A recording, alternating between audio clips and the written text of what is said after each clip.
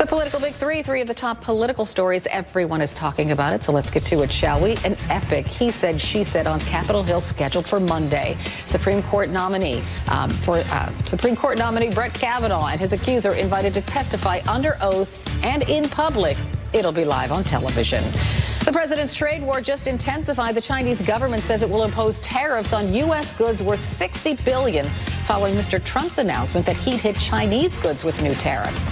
And Mr. Trump orders documents related to the Russia investigation declassified. He says it's an effort at full transparency. With me now is Republican strategist Jen Kerns and Democratic strategist Patty Solis-Doyle. Welcome to both of you. Thank you. You know, everyone's talking about Brett Kavanaugh and his accuser and this public testimony under oath that's supposed to happen on Monday.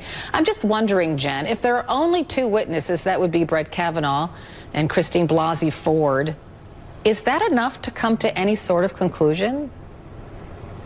Well, I think that's going to be the $64 million question. You know, according to the Kavanaugh accuser, there was a third person in the room, but the sobriety of that person's, state at the time that this allegedly occurred is going to be called into question. Yeah, he was drunk. Yeah, as some, high school boys are. But I think the real concern here, and I think Kellyanne Conway was right yesterday when she said this woman deserves to be heard. This woman deserves not to be insulted by anyone from the right. I do support that.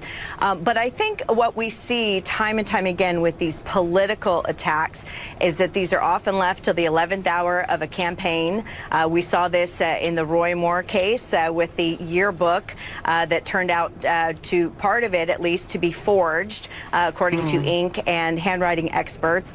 We saw this also going back a bit further to 2003. That's not true. Well, it is true. The signature of Roy Moore was indeed from decades ago, but there were ink and handwriting experts that came in the 11th hour and said let's just focus on Brett Kavanaugh and his accuser, and let's just focus on both of them being just human beings. And maybe try to take the politics away from this. You're going to have two people on television testifying under oath. And I guess we're supposed to come to some sort of a conclusion just by measuring the credibility of each person. Patty, I think that's difficult, not only for us to make a good decision, but for these two people who are testifying under amazingly painful conditions.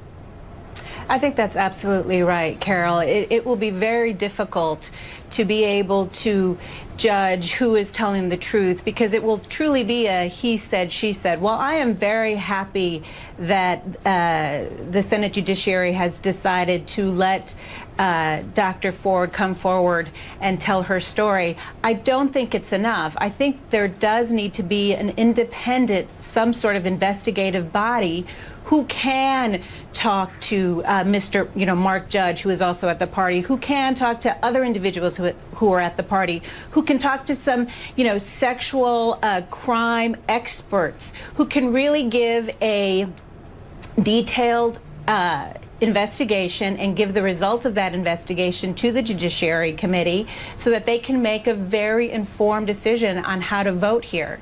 Now without that, it's going to be very difficult. I think it will be and you're fading away in my IFB, so I'm hoping I can still hear you, Jen, for the answer to this question, because I know that Republicans say that there shouldn't be an investigation because the FBI has already done an investigation on Judge Kavanaugh and they didn't find anything in that background check that would cause them concern, right? But this allegation is out there now, and this man is going to be a Supreme Court justice. Taking politics out of this, just politics out of it, and knowing what job this man is going to hold,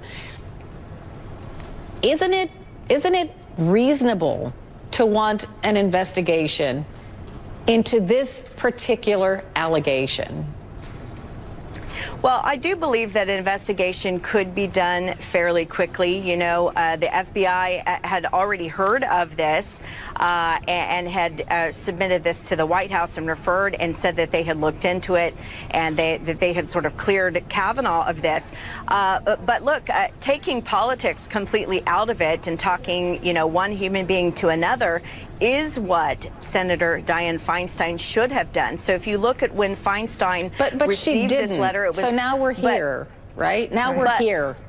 Right, but Feinstein did not just receive the letter in late July. She actually met face-to-face, one human being to the other, with Kavanaugh on August 20th. There was press corps in the hallway. I totally get it. I'm just taking the politics away and talking about whether the public deserves to know the results of an investigation into this allegation. Because we're here now. We can't change it. We're here. Right. Sure, absolutely. And I suspect that could be done fairly quickly. This is, you know, on every news network across America. There had to have been other classmates there. What we do know about people who have been sexually assaulted is they usually do tell someone very close to them soon after the attack. There may be a classmate. If this is true, there may be a classmate she may have told, maybe a girlfriend she may have told. And those people ought to, in the name of this, come forward and share what they know, if indeed this did happen.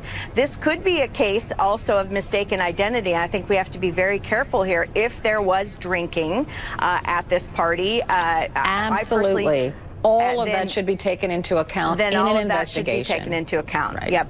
Okay, so I have to leave it there, unfortunately. But I do appreciate each of your insight. Jen Kerns and Patty Solis Doyle, thank you.